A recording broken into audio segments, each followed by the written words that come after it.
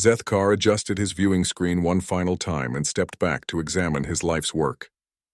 300 years of research covered the walls of his study in neat, organized displays. Battle formations from 60 different species glowed in holographic detail. Combat statistics filled countless data crystals. Victory and defeat patterns stretched across star charts that mapped the entire known galaxy. The Velthari scholar had dedicated his extremely long life to understanding one simple truth. War followed rules. Every species that had ever picked up a weapon, every civilization that had ever marched to battle, every conflict that had ever raged across the stars, all of it followed predictable patterns. His people had been studying warfare for over 10,000 years, and in all that time no species had ever surprised them. War was mathematics. Resources versus resources. Technology versus technology. Numbers versus numbers. The stronger force won, unless the weaker force had better position, better supply lines, or better information. Sometimes a smaller army could defeat a larger one through superior tactics. But even those victories followed established principles that Zethkar could explain in his sleep. He walked to the center of his study and activated the main display. Hundreds of examples filled the air around him. The siege tactics of the rock-skinned granite lords, who could wait for centuries to starve out their enemies. The lightning raids of the void dancers, who struck without warning and vanished before counterattacks could organize. The massive frontal assaults of the warrior caste Thurians, who overwhelmed enemies through pure aggression and superior numbers. Every single approach made sense. Every strategy served a logical purpose. Every species fought according to their biology, their psychology, their available resources. The cold-blooded Saurians favored slow, methodical campaigns that could last for decades. The short-lived flickerwings engaged in brief, decisive battles that ended quickly one way or another. Hot-blooded species fought with passion but burned out fast. Cold-blooded species maintained steady pressure over long periods. It was also beautifully predictable. Tomorrow, Zethkar would present his findings to the Galactic Strategic Institute. His lecture, titled Universal Principles of Warfare, would finally give the galaxy a complete framework for understanding military conflict. No more surprises, no more unexpected defeats. Every battle could be predicted, every outcome calculated, every strategy countered before it even began. The timing could not be better. The galaxy was currently experiencing its largest conflict in centuries. The Krillian Empire had begun expanding aggressively, conquering system after system with ruthless efficiency. Their military was exactly what Zethkar expected: disciplined, well-equipped, and utterly conventional. They used overwhelming force, superior technology, and standard siege tactics to crush resistance. Most species had responded exactly as predicted. The peaceful harmonists had surrendered immediately, rather than see their people suffer. The proud Leonine Confederacy had fought bravely but conventionally, losing battle after battle until they finally accepted defeat. The nomadic wanderer clans had simply packed up their mobile cities and fled to unexplored space. The commercial merchant guilds had calculated that resistance would cost more than submission, and had negotiated the best surrender terms they could manage. A few species had chosen guerrilla warfare, hiding in asteroid fields and striking at supply convoys. Others had formed defensive alliances, combining their fleets to face the Krillian advance. One desperate civilization had even attempted to awaken an ancient superweapon, though they had been conquered before they could figure out how to use it. All of it followed the patterns. All of it made sense. All of it proved that Zethkar's theories were correct. The scholar moved to his communications console and reviewed the latest intelligence reports. The Krillian Empire had just finished conquering the Spiral Nebula colonies and was moving toward the Outer Rim territories. Several minor species in that region had already begun evacuation procedures or surrender negotiations. The war would probably be over within another year, maybe two if some of the Rim worlds decided to make symbolic last stands. Then something in the reports caught his attention. A small notation mentioned that first contact had been established with a previously unknown species in the Outer Rim. The initial surveys described them as bipedal mammals from a blue-green world they called Earth. They had only recently developed faster-than-light travel and had established exactly one interstellar colony. Zethkar almost ignored the information entirely. New species were discovered regularly, and most of them were either too primitive to matter or too weak to affect major conflicts. But something about this entry bothered him. The survey team had noted unusual behavior patterns. The humans, as they called themselves, had responded to first contact not with fear, wonder, or aggression, but with what the report described as intense curiosity followed by immediate strategic assessment. The scholar pulled up more detailed files. Humans appeared to be a young species, having achieved spaceflight only a few centuries ago. Their technology was generations behind the galactic standard. Their single colony world, called New Horizon, had a population of barely 50 million. By any reasonable measure, they were completely irrelevant to the current conflict. Yet something about them nagged at Zethkar's analytical mind. The survey reports contained strange details. Human military doctrine appeared to be constantly evolving, with new tactics being developed and tested continuously. Their colonial government had somehow convinced their entire population to undergo basic military training, even civilians who would never see combat. Most oddly, they had established what they called cultural preservation archives on dozens of different worlds, as if they expected their original colony to be destroyed, but wanted their civilization to survive elsewhere. None of it made sense for such a small, weak species. The Harmonists had been far more advanced than humans, but they had never prepared for war. The Leonine Confederacy had been mighty warriors, but they had kept their civilians safely away from military matters. Even the paranoid Saurians had not distributed their cultural heritage so widely. Zethkar told himself he was overthinking a minor detail. Humans were probably just an unusually cautious species. Many civilizations went through a phase of excessive preparation when they first encountered galactic politics. The humans would learn to be more practical once they understood how the galaxy really worked. He returned to his lecture preparations. Tomorrow would be his greatest triumph, the day he finally solved the puzzle of warfare. He had identified 17 fundamental principles that governed all military conflict. Speed versus endurance, offense versus defense, concentration versus dispersion, quality versus quantity, innovation versus tradition.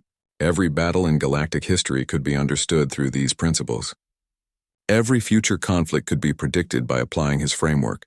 The humans were just another data point, probably destined to surrender as soon as the Kryllian Empire reached their territory. Their unusual preparations would prove useless against superior technology and numbers. Within a few months, they would be just another footnote in the history of the hegemony wars, mentioned only as an example of how young species failed to understand the realities of galactic conflict. Zethkar spent the rest of the night reviewing his presentation one final time.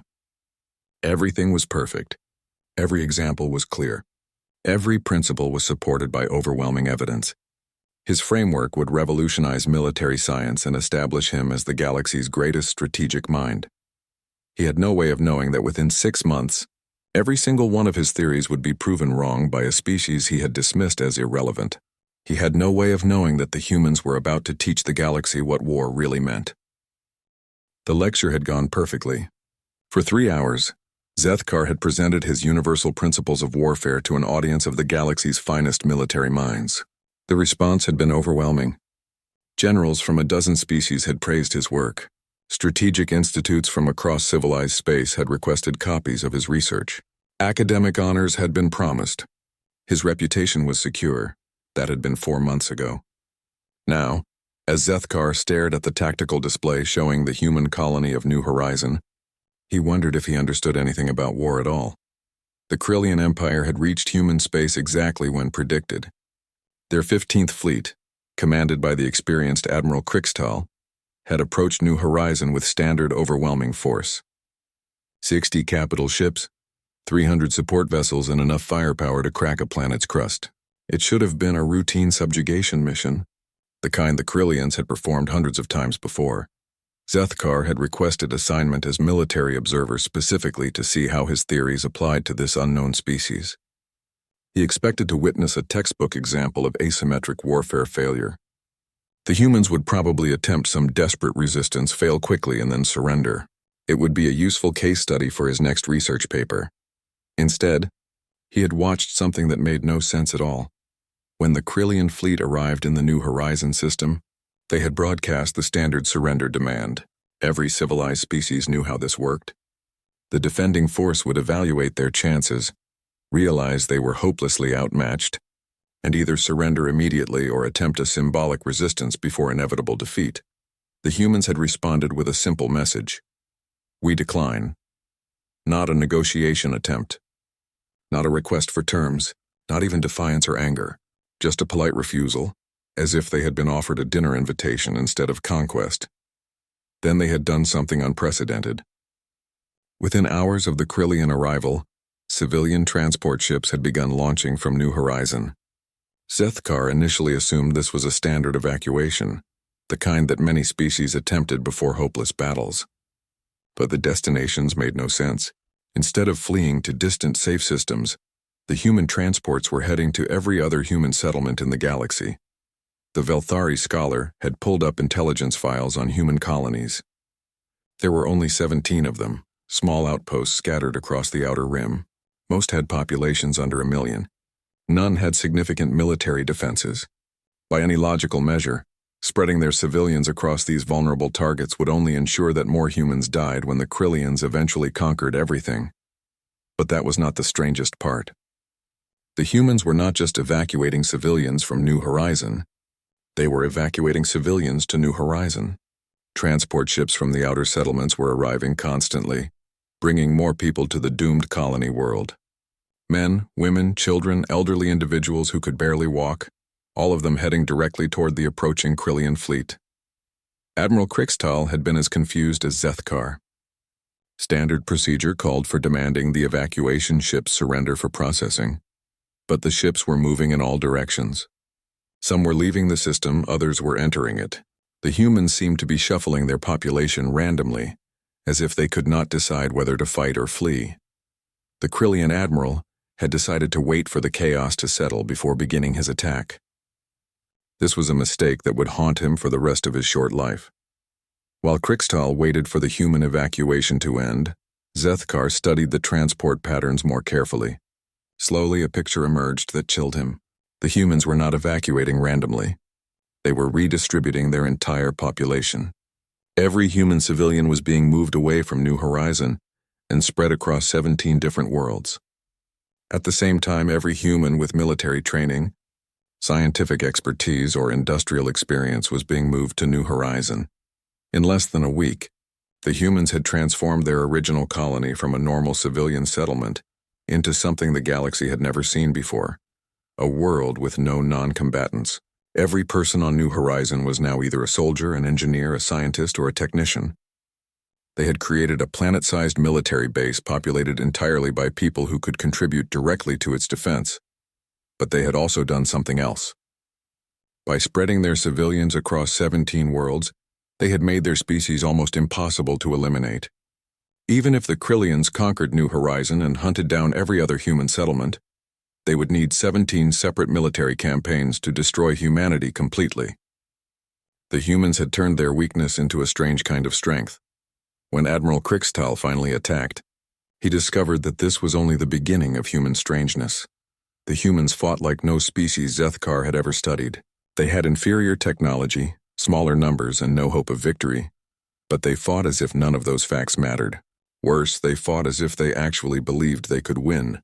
Standard defensive doctrine called for preserving assets, maintaining defensive positions, and inflicting maximum casualties on the enemy, while preserving your own forces. The humans ignored all of this. They sacrificed valuable infrastructure to deny it to the enemy.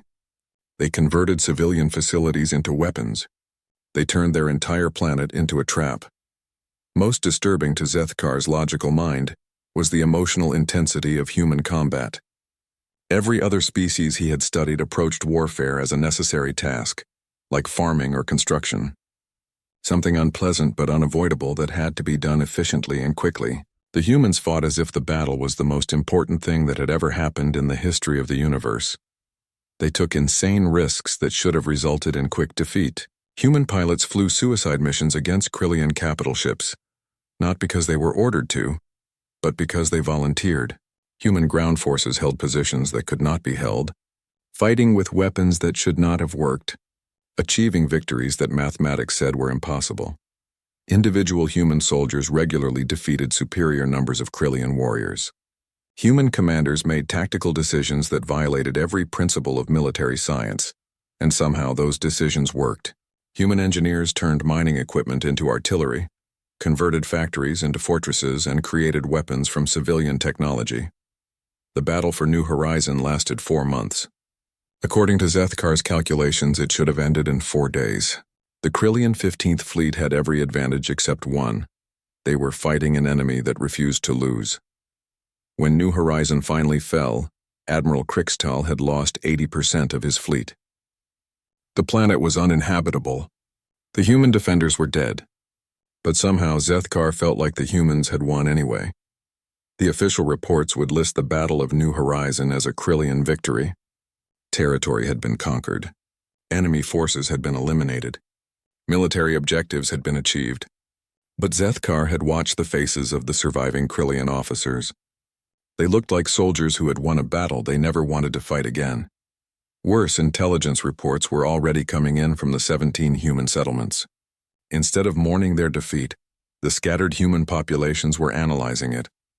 They were studying Krillian tactics, identifying weaknesses, developing new strategies. They were learning from their loss and preparing to be stronger next time. For the first time in his 300-year career, Zethkar questioned everything he thought he knew about warfare. His theories could not explain what he had witnessed. His frameworks could not predict what the humans would do next. His understanding of military conflict suddenly seemed as fragile as paper in a fire. The humans had lost their first battle against galactic civilization, but somehow Zethkar suspected that the galaxy had no idea what it had just awakened. Zethkar had requested assignment to study more human conflicts. His official reason was academic curiosity about an unusual species. His real reason was closer to obsession. The Battle of New Horizon had broken something fundamental in his understanding of warfare, and he needed to know if what he had witnessed was an anomaly or something far more disturbing. Over the next year, he got his answer. It was far more disturbing. The Krillian Empire had expected the destruction of New Horizon to end human resistance. Instead, it seemed to have awakened something terrible. The scattered human settlements did not surrender. They did not negotiate. They did not even pause to mourn their dead. Within weeks of New Horizon's fall, every human colony had begun preparing for war with an intensity that shocked galactic observers. But these were not normal war preparations. Zethkar watched in fascination as the humans did something no other species had ever attempted. They began changing themselves to become better at warfare.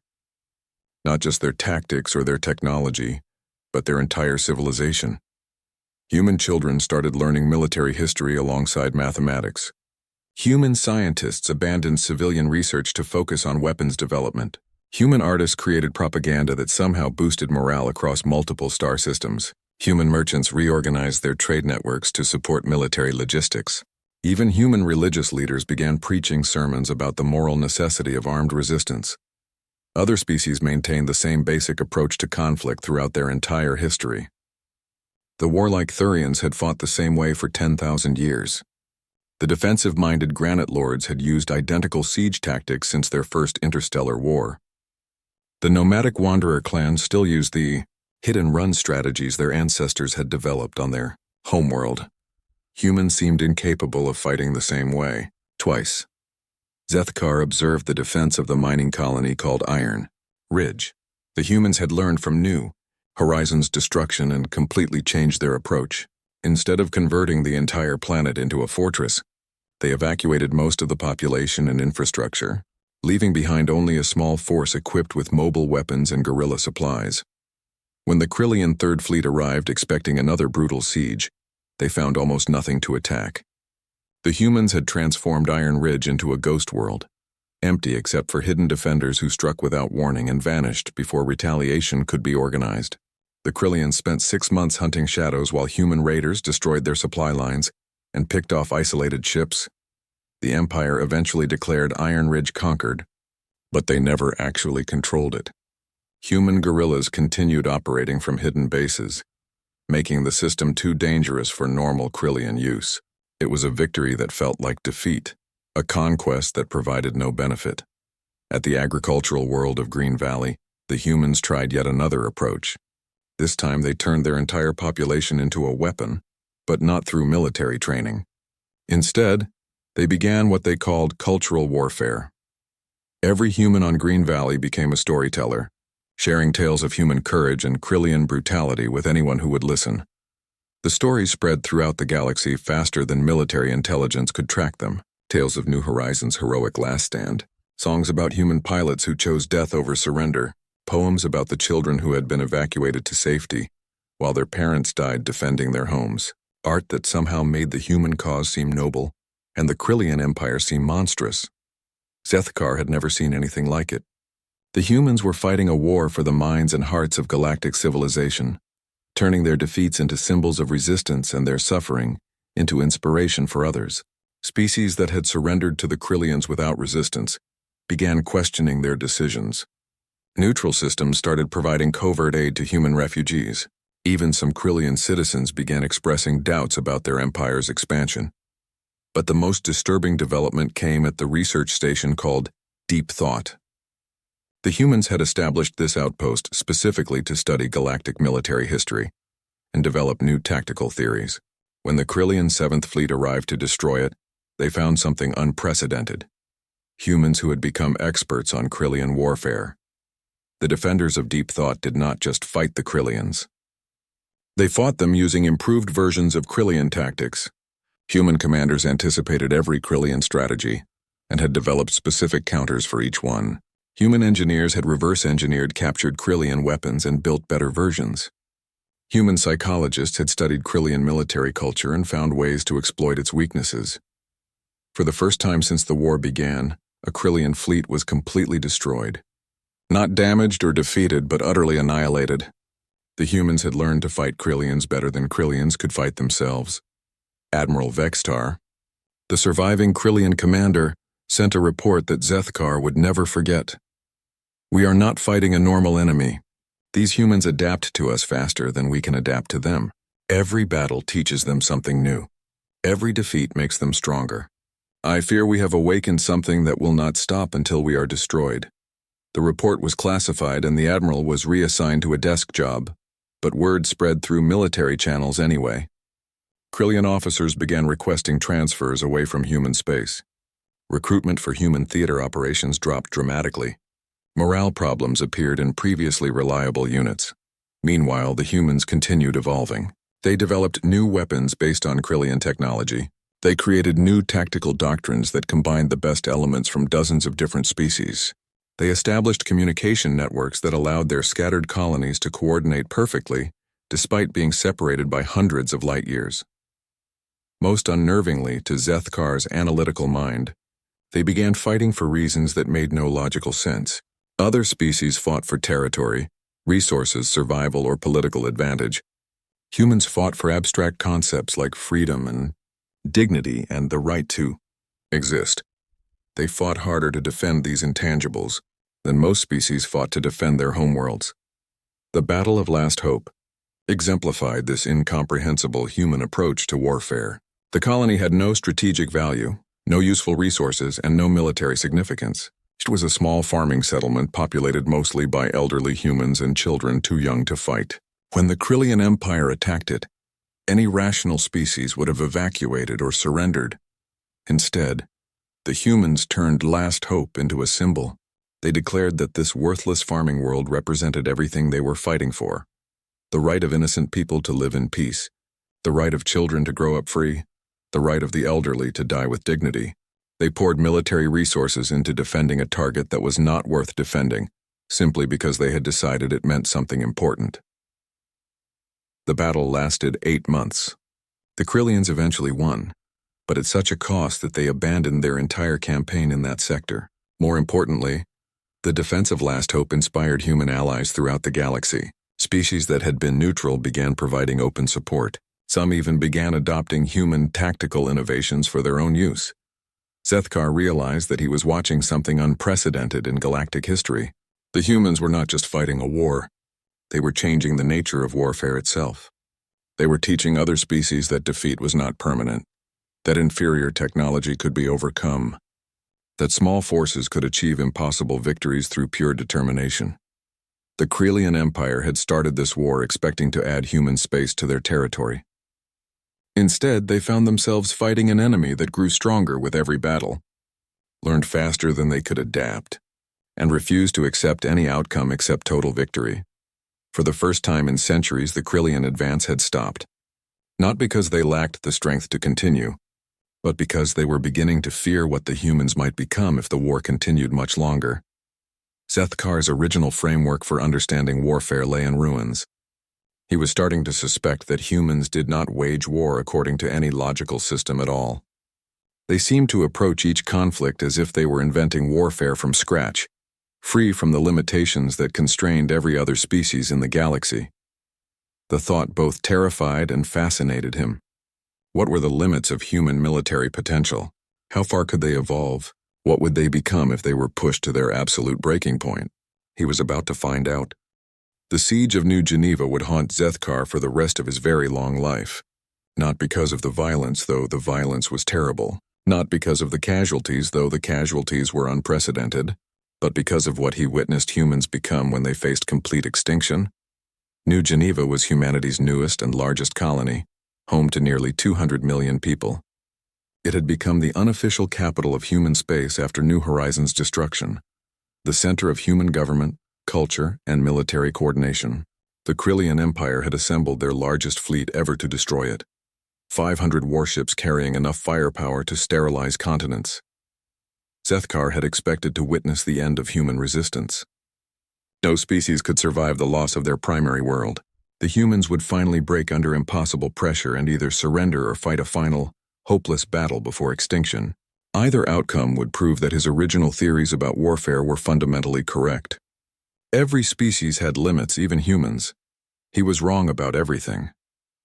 When the Krillian Grand Fleet arrived at New Geneva, they found something that defied every principle of military logic. The humans had not evacuated their civilians. They had not converted their planet into a fortress. They had not prepared for a conventional defense or an unconventional guerrilla campaign. Instead, they had transformed their entire civilization into a weapon. The first sign that something unprecedented was happening came when Krillian intelligence officers tried to analyze human defensive preparations. They found no traditional military installations, no obvious weapon emplacements, no clear command structure. Instead, they found something impossible to categorize. A society that had reorganized itself completely around the single goal of inflicting maximum damage on any invading force. Elderly humans who could barely walk were manufacturing explosives in their homes.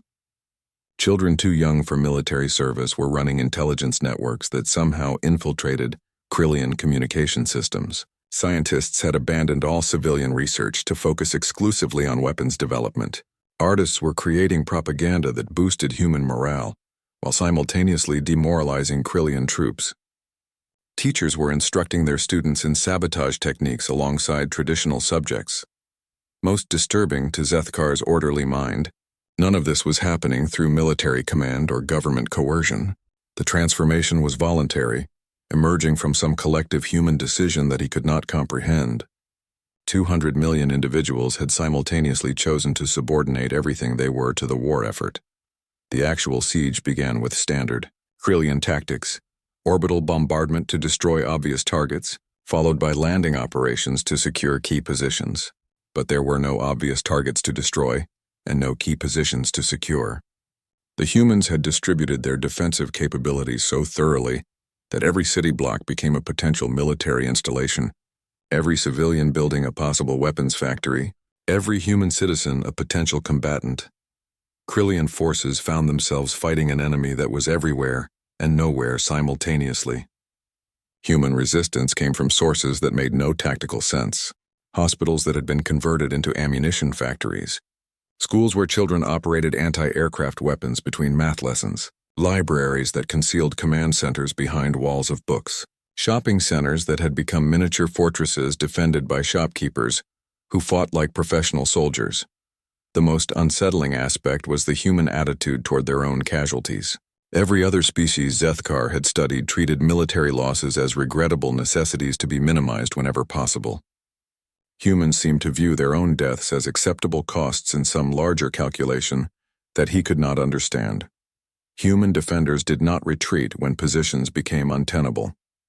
They did not surrender when faced with overwhelming odds.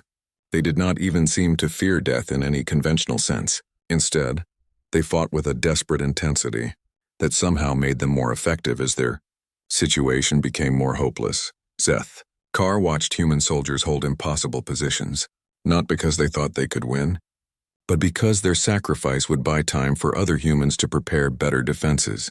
He watched human civilians volunteer for suicide missions against Krillian supply depots, not because they wanted to die, but because they had calculated that their deaths would save more lives later. He watched human children, barely old enough to understand what war meant, choosing to stay and fight instead of evacuating to safety. Most incomprehensible was the way humans supported each other through these impossible choices. In every other species, the stress of hopeless warfare led to breakdown, desertion, or surrender. Human society somehow became stronger under pressure. They shared resources more efficiently, communicated more effectively, and fought more desperately as their situation became more dire. The siege lasted 18 months. By conventional military analysis, it should have ended in 18 days. The Krillian Grand Fleet had every conceivable advantage: superior numbers, better technology, unlimited resources, and complete orbital control. But they found themselves fighting an enemy that simply refused to lose. Human resistance did not weaken as the siege continued. It intensified. Every Krillian victory was immediately answered by human adaptation. Every successful Krillian tactic was quickly countered by human innovation. Every destroyed human position was replaced by two more that were better hidden and more deadly. Sethkar began to understand that he was witnessing something unique in galactic history. Humans did not separate warfare from civilization the way other species did. For the Krillians, war was something their military did while their civilians continued normal life. For humans under siege, war became their normal life. Their entire society had merged with their military effort until there was no distinction between soldier and civilian, between combatant and non-combatant, between war and existence. The psychological effect on Krillian forces was devastating. They had trained to fight armies, not entire civilizations. They had prepared to conquer planets, not to exterminate populations that had become living weapons. They were facing an enemy that was not just defending territory, but defending their right to exist as a species. When New Geneva finally fell, it was not because human resistance collapsed. It was because there were no more humans left to resist. The planet's population had been reduced from 200 million to 0. Every human civilian had died fighting. Every human soldier had died in place. Every human child had chosen death over surrender. But the cost to the Krillian Empire was equally devastating. The Grand Fleet had been reduced to fewer than 50 operational ships. 3 million Krillian soldiers were dead. The siege had consumed resources equivalent to conquering 50 normal worlds. Most importantly, the survivors were psychologically broken by what they had been forced to do. Admiral Thekmar, the Krillian commander, filed a report that would eventually reach the highest levels of the Empire. "We have achieved a victory that feels like defeat. We have conquered a world that no longer exists. We have defeated an enemy that somehow seems to have won. I do not understand how humans can fight like this. I do not understand how they can choose to die rather than live as our subjects. I do not understand what kind of species prefers extinction to surrender." But even the complete destruction of New Geneva did not end human resistance. Within days of the planet's fall, Sethkar began receiving reports that chilled him to his core. The humans scattered across their 17 remaining colonies were not mourning their loss. They were analyzing it. They were learning from the siege of New Geneva and preparing to be even more effective in future battles. Somehow the humans had turned the total destruction of their largest colony into a tactical advantage. They had studied exactly how the Krillians had finally overcome their defenses. They had identified the specific strategies that had worked and developed counters for each one. They had learned from their own extinction how to make themselves impossible to extinguish. The humans had lost the siege of New Geneva, but they had demonstrated something that terrified every military mind in the galaxy. They did not consider defeat to be a permanent condition. To humans, losing a battle was simply information that would help them win the next one. Sethkar realized that his fundamental understanding of warfare had been completely wrong. He had thought war was about winning and losing. But humans had taught him that sometimes War was about becoming something that could not be defeated, no matter how many battles were lost along the way. The galaxy was about to learn what humans became when they stopped trying to win individual battles and started trying to become unbeatable. 3 years after the siege of New Geneva, Zethkar sat in his study staring at intelligence reports that made no sense according to everything he had once believed about warfare.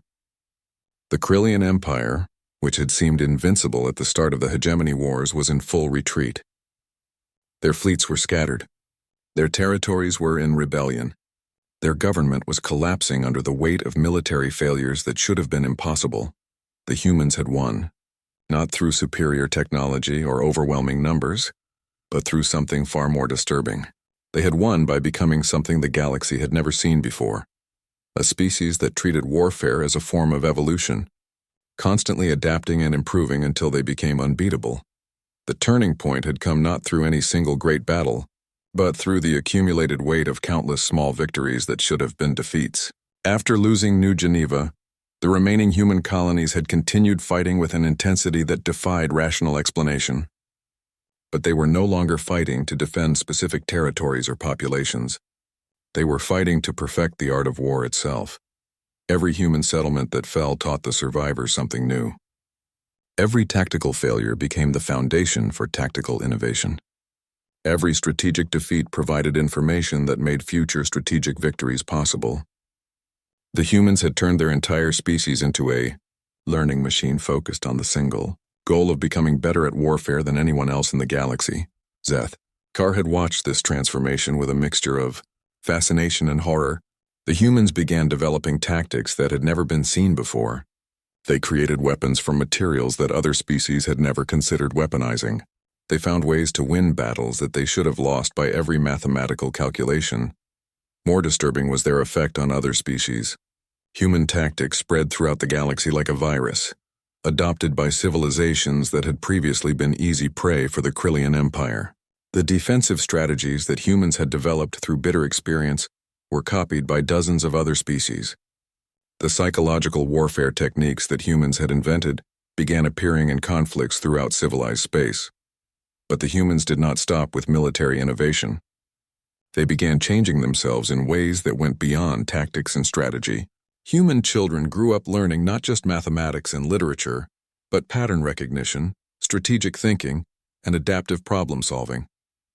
Human scientists focused their research not on improving quality of life, but on finding new ways to project power across interstellar distances.